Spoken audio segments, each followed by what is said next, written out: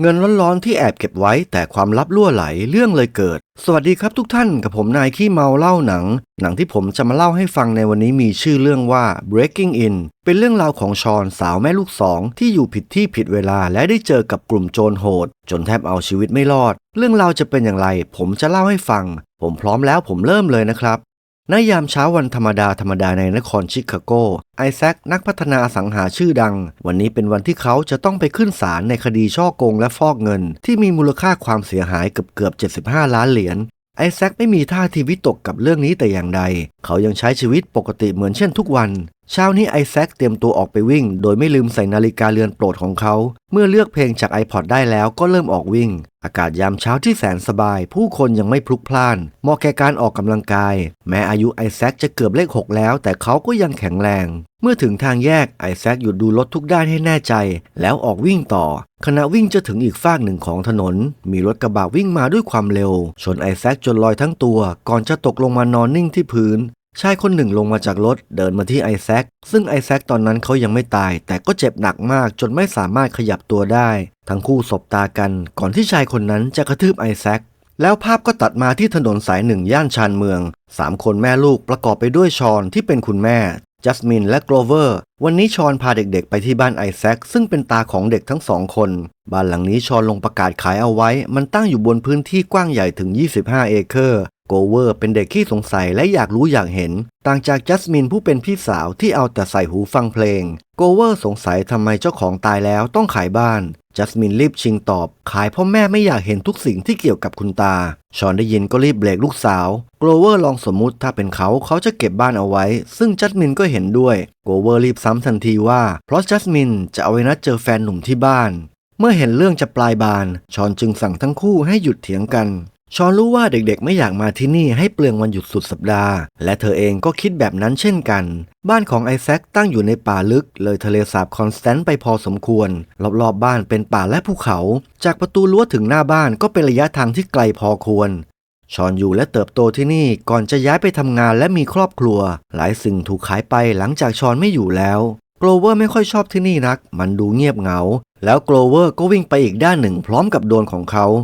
เมื่อเข้ามาด้านในมีเสียงบางอย่างดังชอนจะปลดล็อกระบบรักษาความปลอดภัยตามรหัสที่เธอจดมาด้วยแต่เครื่องขึ้นสถานะขาดการเชื่อมต่อและไม่ตอบสนองชอนรีบเดินไปเช็คอีกห้องจนได้รู้ว่ากำลังไฟมันไม่พอมีเสียงโทรศัพท์ดังขึ้นแม็กกี้นายหน้าขายบ้านโทรมาถามเพื่อให้แน่ใจว่าชอนจะขายบ้านหลังนี้จริงๆและแสดงความเสียใจเรื่องไอแซคชอนจึงนัดแม็กกี้ให้มาที่บ้านของเธอคืนนี้เพื่อคุยรายละเอียดจัสมินเป็นห่วงความรู้สึกของแม่จนชอนสังเกตได้เธอจึงบอกลูกว่าเธอรู้ว่าจัสมินเป็นห่วงความรู้สึกแต่หน้าที่แสดงความห่วงใยต้องเป็นของแม่เสมอจากนั้นภายในห้องรับแขกเมื่อชอนเปิดม่านก็ต้องแปลกใจกระจกทุกด้านมีบางอย่างสีขาวขุ่นจนมองไม่เห็นด้านนอกเมื่อเธอเอามือลองแตะดูมันเหมือนม่านกระจกไฟฟ้าตามโรงแรมแล้วก็มีเสียงกลไกบางอย่างทำงานม่านด้านนอกถูกดึงขึ้นชอนตะโกนถามเป็นฝีมือของโกลเวอร์ใช่ไหมแต่ก็ไม่มีเสียงตอบกลับจึงเดินไปตามหาโกลเวอร์ที่ห้องอื่นส่วนจัสมินเอากระเป๋าของทุกคนขึ้นมาเก็บที่ชั้น2ที่นี่มีห้องนอนถึง5 ห้องภายในห้องนอนใหญ่มีรูปของไอแซคผู้เป็นตารวมถึงรูปพ่อแม่และเธอเองรูปบานหนึ่งตกอยู่ที่พื้นจนแตกแต่จัสมินก็ไม่ได้เอะใจตอนนั้นมันมีความรู้สึกเหมือนมีคนแอบมองจัสมินจึงหันไปดูแต่ก็ไม่มีอะไรชอนมาถึงห้องเก็บของตุ๊กตาม้าเมื่อสมัยเธอยังเป็นเด็กยังคงเก็บอยู่ของหลายชิ้นที่ไม่ได้เห็นมานานตั้งแต่เธอจากไปไอแซคยังเก็บมันไว้อย่างดีขณะที่กำลังเพลินๆกับของเก่าก็มีเสียงเพลงดังไปทั่วบ้านมีห้องเล็กๆด้านในโกลเวอร์นั่งอยู่หน้ามอนิเตอร์3 จอโกลเวอร์บอกที่นี่เหมือนป้อมปราการมีระบบรักษาความปลอดภัยอัตโนมัติทุกห้องมีกล้องวงจรปิดรวมถึงลานถนนและโรงรถกระจกทุกบานมีโครงโพลีคาร์บอเนตมีเครื่องตรวจจับการเคลื่อนไหวในบ้านไฟฉุกเฉินแบบอัตโนมัติเมื่อมีเหตุทุกอย่างคอนโทรลจากมือถือเครื่องนี้โกลเวอร์ตื่นเต้นกับสิ่งที่เขาได้เจอแต่ชอนกลับรู้สึกแปลกๆทำไมไอแซคต้องทำบ้านเหมือนป้องกันอะไรสักอย่างจากนั้นชอนออกมาโทรหาจัสตินที่บริเวณหน้าโรงรถพร้อมแก้วไวน์ในมือจัสตินถามเรื่องเด็กๆและการเดินทางซึ่งทุกอย่างก็ราบรื่นดีจอนให้ชอนอย่าให้ไอแซคมาอยู่ในหัวถึงเขาจะเป็นพ่อแต่เขาก็เป็นอาชญากรทั้งครอบครัวเหลือชอนคนเดียวจึงต้องมารับบ้านหลังนี้ชอนบอกเธอต้องขายบ้านหลังนี้ให้มันจบแล้วจะได้รีบกลับบ้านจัสตินบอกถ้ามาหาชอนได้เขาจะมาทันทีแล้วก็วางสายไป ชอนก็โทรไปสั่งพิซซ่าต่อและทางร้านก็รับสายหลังกระดกไวน์หมดก็วางแก้วแต่พื้นไม่เรียบมันจึงตกแตกเธอนั่งลงเพื่อจะเก็บเศษแก้วแต่สายตาเหลือบไปเห็นประตูโรงรถที่เปิดอยู่ชอนวางโทรศัพท์ที่พื้นแล้วเข้าไปในโรงรถมีคราบบางอย่างอยู่ที่พื้นและมันก็ยังใหม่ๆอยู่สายไฟของสัญญาณการขโมยถูกตัดนี่เองตัวเครื่องจึงบอกว่ากำลังไฟไม่พอทางด้านโกลเวอร์ใช้โดรนของเขาบินสำรวจบ้านจนไปเห็นจัสมินที่กำลังแชทอยู่เธอได้ยินเสียงจึงหันมาไล่น้องด้วยความรำคาญโกลเวอร์บังคับโดรนด้วยความสนุกสนานมันถ่ายวิดีโอไปรอบบ้านแต่แล้วโดรนก็ขาดการเชื่อมต่อโกลเวอร์เดินมาเจอโดรนที่จอดนิ่งอยู่ที่พื้นไฟแบตของมันยังเกือบเต็มและกล้องก็ยังใช้ได้ตอนนั้นเองก็มีใครเข้ามาด้านหลังและจับตัวโกลเวอร์ร้องเสียงดังจนจัสมินได้ยินเธอถอดหูฟังวางโทรศัพท์แล้วเริ่มเดินตามหาโกลเวอร์เมื่อเดินมาถึงห้องรับแขกผ่านไปยังห้องครัวมีใครบางคนล็อกตัวเธอไว้อย่างรวดเร็วด้านชอนรู้สึกแปลกๆจึงเดินออกมาจากโรงรถแล้วมองเข้าไปในบ้านชายชื่อพีทออกมาล็อกเธอและพยายามจะจับตัวมันเอามือปิดปากแต่ชอนก็กัดมือของมันจนต้องปล่อยมือ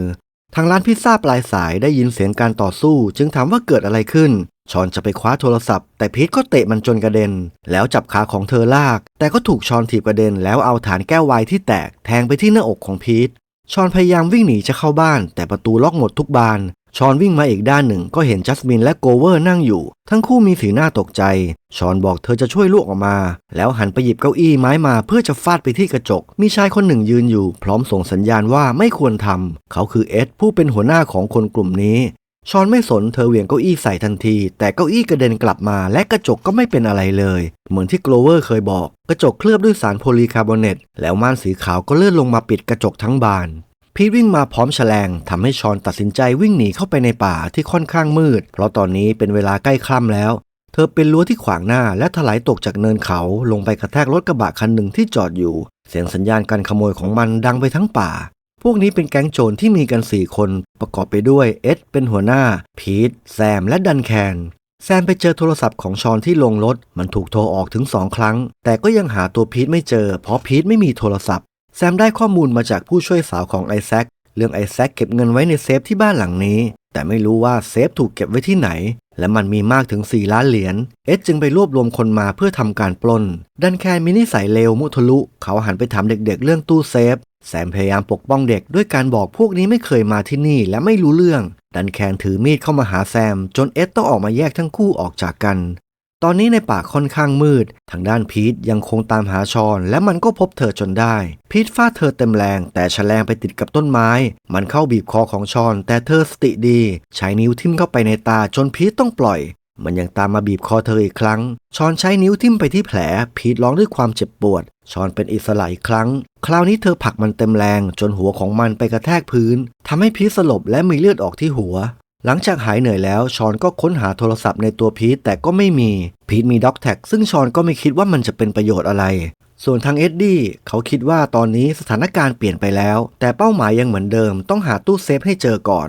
แซมถามเอ็ดจะเอาอย่างไรกับเด็กๆดันแคนจะไม่เก็บเด็กเอาไว้เพราะเห็นหน้าทุกคนหมดแล้วแซมทนไม่ไหวกับความดิบของดันแคนหันไปถามเอ็ดว่าเอาไอ้นี่มาจากไหนซึ่งคำตอบของเอ็ดก็ทำให้แซมถึงกับสะอึกเพราะเอ็ดบอกก็รู้จักมาจากในคุกเหมือนทุกๆคนนั่นแหละแซมบอกตั้งแต่พวกเขาตัดสัญญาณโทรศัพท์เครื่องจะนับเวลาถอยหลังถ้าภายใน1 ชั่วโมงครึ่งเครื่องไม่กลับมาออนไลน์บริษัทรักษาความปลอดภัยผู้ติดตั้งเครื่องนี้จะโทรเรียกตำรวจทันทีทันใดนั้นก็มีเสียงอินเตอร์คอมดังเอ็ดเดินไปคุยชอนบอกเธอไม่สนว่าเอ็ดเป็นใครและมาทำอะไรที่นี่ขอเพียงแค่ปล่อยลูกๆของเธอเอ็ดกระซิบบอกดันแคนให้ไปที่ประตูหน้าเอ็ดขอโทษชอนเธอและลูกๆอยู่ผิดที่ผิดเวลาไปหน่อยชอนขอให้ปล่อยเธอกับลูกๆและให้สัญญาว่าจะไม่แจ้งตำรวจแต่เอ็ดต้องการให้ชอนเข้ามาในบ้านเขาให้ชอนได้คุยกับจัสมินบอกเธอและน้องยังปลอดภัยแล้วรีบบอกแม่ว่าดันแคนกำลังไปหาเธอเอ็ดจึงดึงจัสมินออกมาแล้วถามเรื่องพีทอยู่ที่ไหนชอนบอกพีทยังอยู่และถามว่าเอ็ดต้องการอะไรเอ็ดบอกชอนคือผู้หญิงที่หลบในป่าโดยมีลูกๆถูกจับอยู่ชอนจึงไม่มีอำนาจมาต่อรองใดๆทั้งสิ้นเธอต้องทำตามที่เขาสั่งเท่านั้นเรื่องนี้จะได้จบไปโดยที่ไม่มีใครต้องมาเจ็บตัว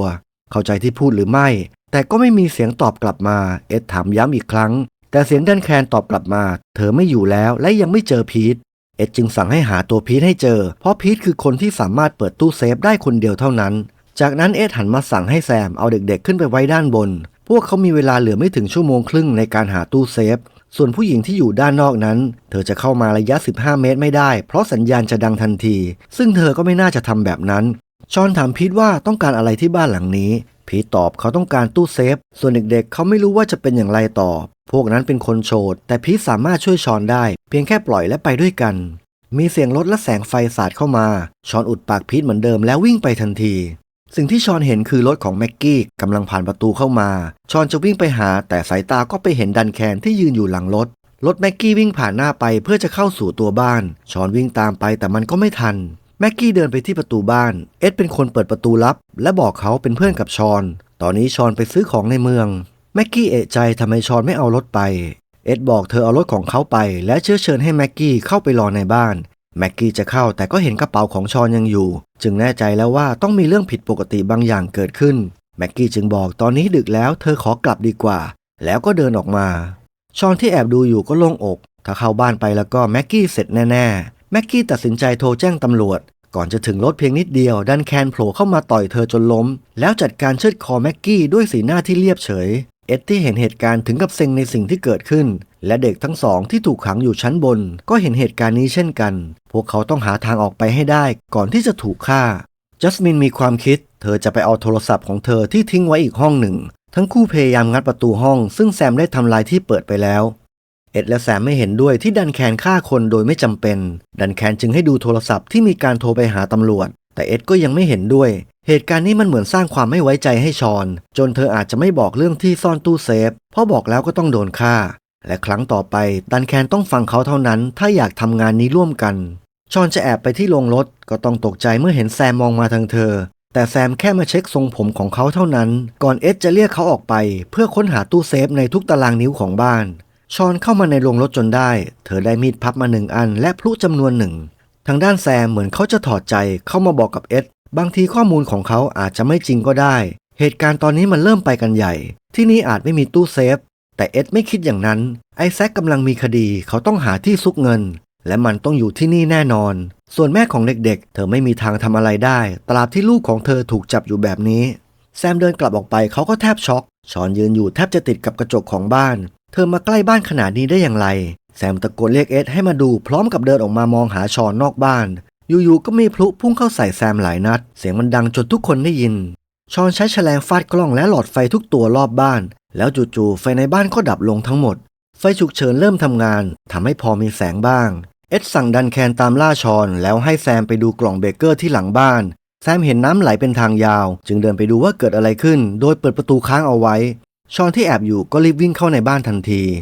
ทางด้านจัสมินเธอเห็นช่องอากาศจึงได้ความคิดเธอจะไปทางนั้นเพื่อไปเอาโทรศัพท์จัสมินจะไปคนเดียวแต่ด้วยความห่วงพี่สาวโกลเวอร์จะไปด้วยจัสมินบอกเธอเป็นพี่สาวหน้าที่แสดงความห่วงใยต้องเป็นของเธอเสมอโกลเวอร์บอกก๊อปปี้คำพูดแม่มานี่หว่า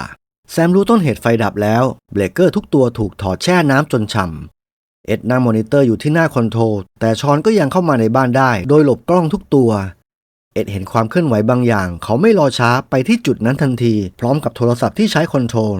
จุดเคลื่อนไหวย้ายที่และเปลี่ยนห้องอย่างรวดเร็วจากห้องครัวมาที่ห้องนั่งเล่นและคราวนี้มันไปที่ห้องดูหนังเอ็ดกระชับปืนในมือและก้าวไปอย่างช้าๆชอนไม่รอดแน่ๆแต่ความจริงก็คือตอนนี้ชอนมาที่ห้องคอนโทรลเพื่อเช็คว่าลูกของเธอยังปลอดภัยหรือไม่ซึ่งเด็กๆก็ยังปลอดภัยกันดีและช่วยกันหาทางออก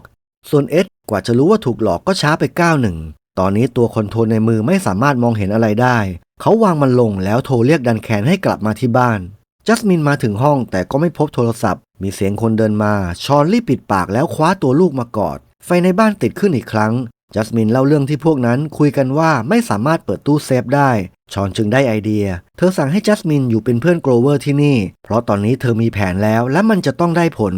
เอ็ดและดันแคนเดินหาชอนทั่วบ้านแต่ก็ไร้วี่แววดันแคนเปิดเช็คทีละห้องและมันก็ใกล้ห้องโกลเวอร์เข้ามาเรื่อยๆและในที่สุดจัสมินก็กลับมาแบบทันฉิวเฉียดส่วนชอนก็เกือบจะจ๊ะเอ๋กับแซมที่กลับเข้ามาจากการไปซ่อมตู้เบเกอร์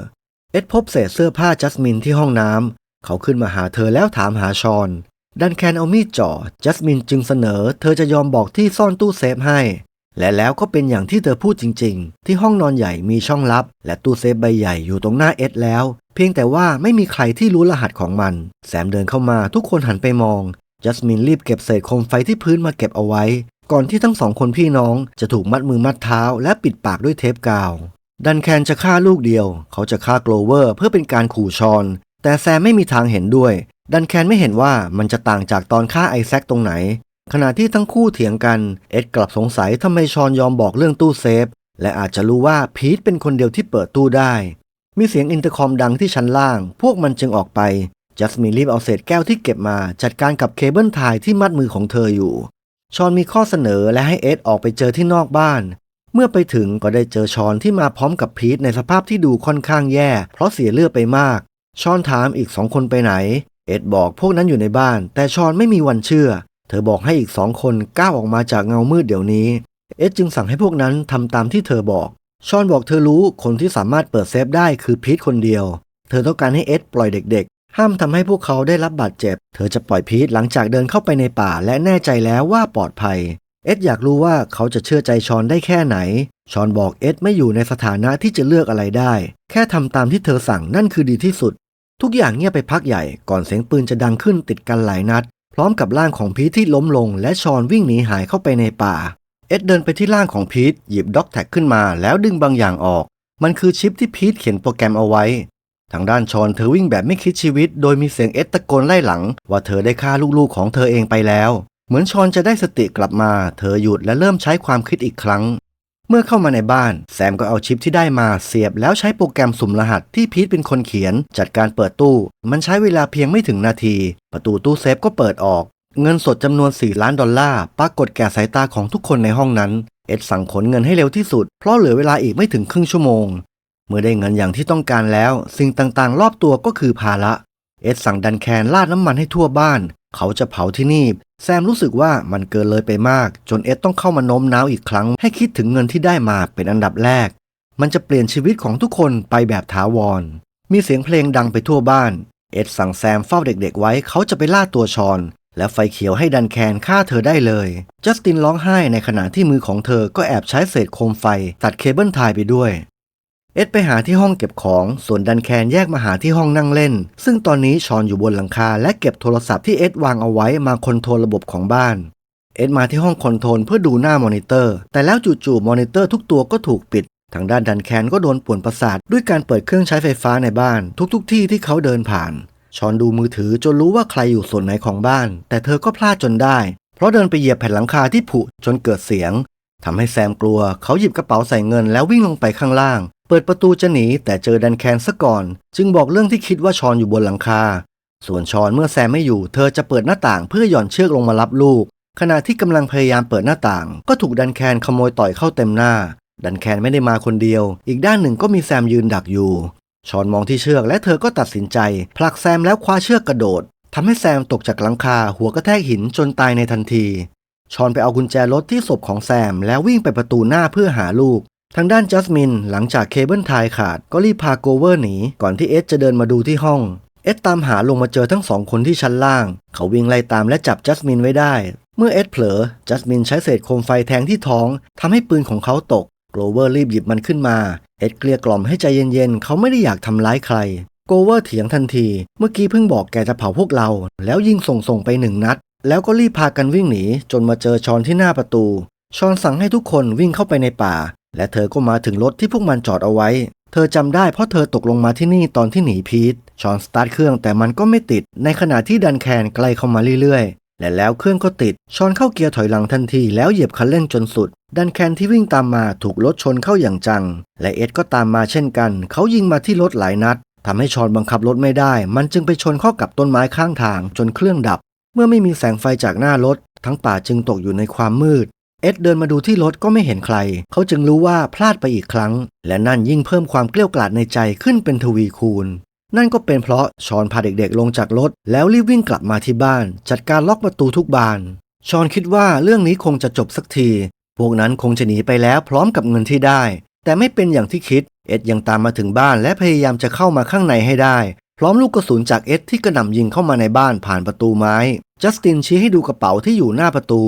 ชอนจึงได้รู้ว่ามันยังไม่ได้เงินไปนั่นเองสถานการณ์ตอนนี้เอ็ดเข้ามาไม่ได้และชอนก็ออกไปไม่ได้เช่นกันเวลาผ่านไปไม่นานมีแสงไฟสาดเข้ามาในบ้านจัสตินสามีของชอนนั่นเองจู่ๆก็อยากเซอร์ไพรส์ด้วยการมาแบบไม่บอกกล่าว ก็เลยถูกเอ็ดอัดจนน่วมพร้อมยื่นคำขาดถ้าไม่เปิดประตูหัวจัสตินต้องกระจุยตรงนี้ต่อหน้าเด็กๆชอนหันไปสั่งให้จัสมินพาน้องวิ่งให้เร็วที่สุดเมื่อเธอเปิดประตู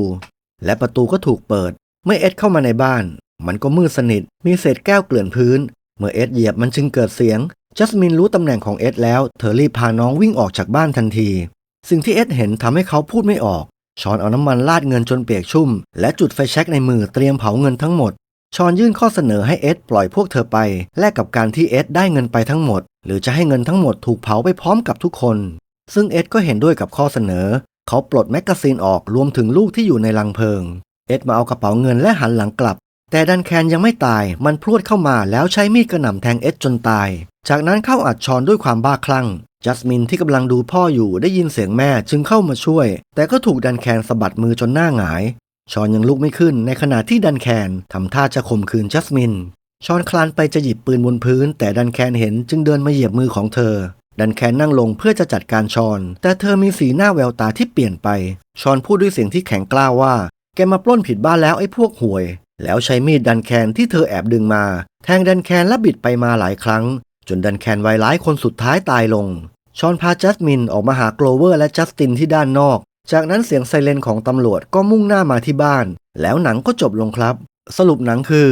ไอแซคพ่อของชอนจะถูกจับและอาจถูกยึดทรัพย์เลยแอบเอาเงินสด4 ล้านมาเก็บในตู้เซฟที่บ้านหลังนี้แซมมีสัมพันธ์กับผู้ช่วยของไอแซคจึงรู้เรื่องนี้แล้วเอาเรื่องมาบอกกับเอ็ดหลังจากฆ่าไอแซคแล้วเอ็ดก็พาพวกที่เคยติดคุกด้วยกันมางัดบ้านแต่ก็เป็นจังหวะที่ชอนมาที่นี่เช่นกัน